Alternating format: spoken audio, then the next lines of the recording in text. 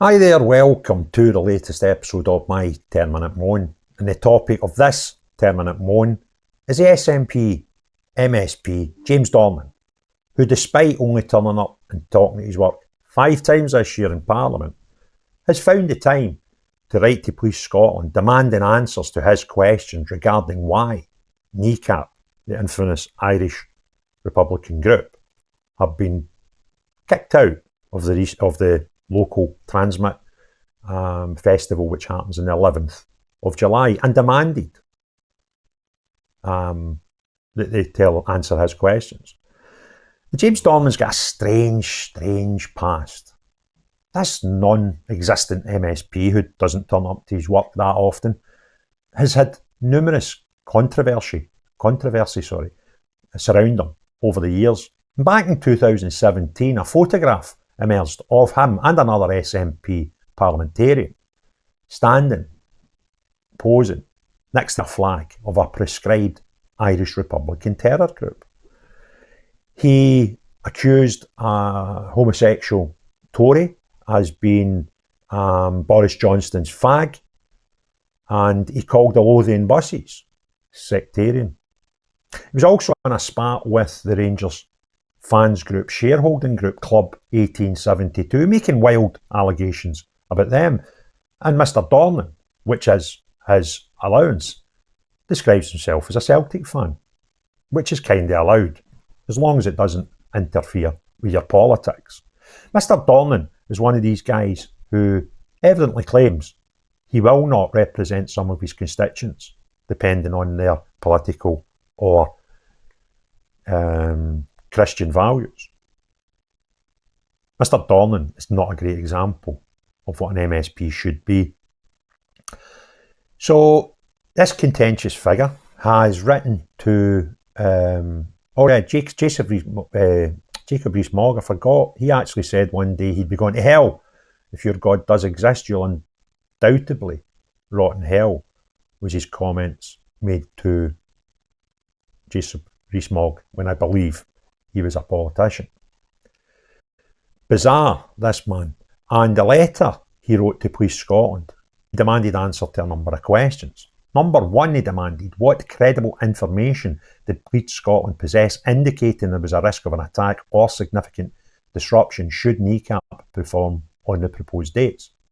Number two, he demanded to know, were there any representations made to you by organisations including religious bodies, individuals, public authorities or political representatives from any jurisdiction that influenced this decision?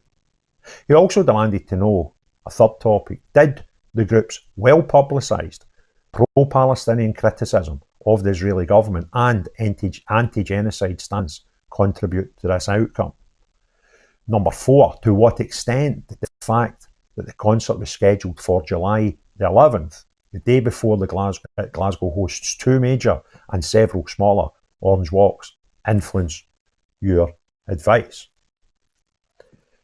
This man is evidently bonkers. What he's actually wanting to know is who complained and who is responsible for making the decision on why these people, who have already been pulled over the coals for, and I believe subject to investigation, for claims that Tories should die and celebrating prescribed terror groups such as Hamas and Hezbollah during some live concerts on the British Isles.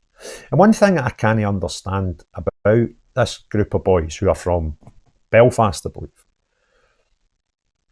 when you're born in Belfast, you actually become an option whether you get an Irish or a British passport, so you can have a chosen identity.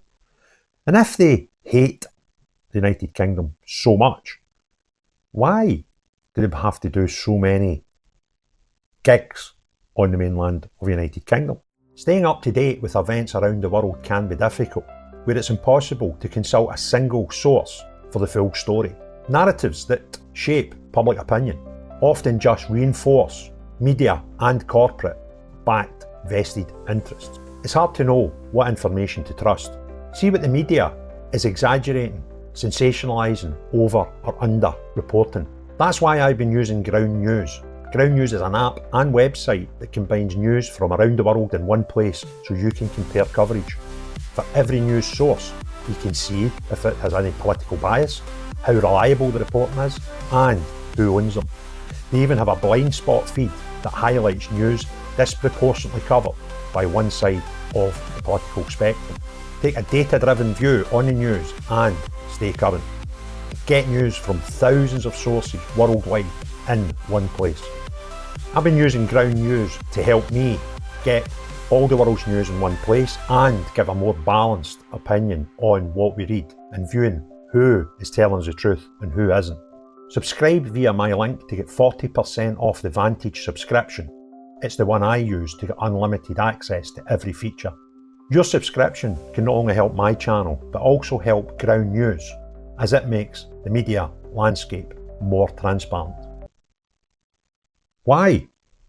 Do they enjoy making the money from United Kingdom, and their notoriety and hatred of it helps that cause? I can only ask them those questions.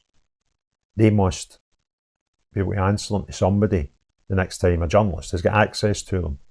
Why would some group who comment so much about how much they hate the United Kingdom, do they want to spend so much time here?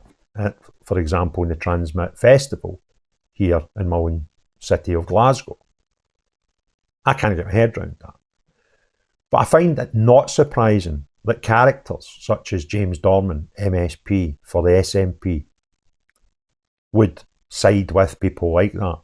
Because James Dornan and his ilk spend lots of time with people like that. The connection between the SNP and Irish republicanism, which is evidently anti-British,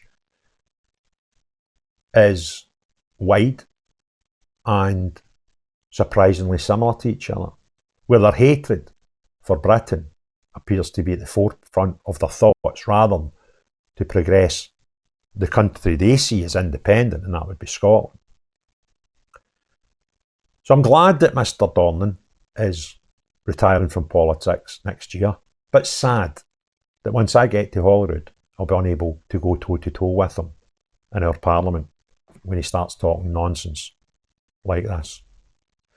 So if you enjoyed this video and you want to get more exposure, click the thumbs up, put some comments below and hit the share button.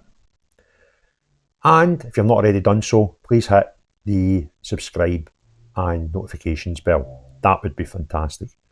But most important of all, unless you're the type of person who hates everything about my country, but wants to be here and change my country, then not you, but everyone else. Everyone else, have a great day. Cheerio, bye now.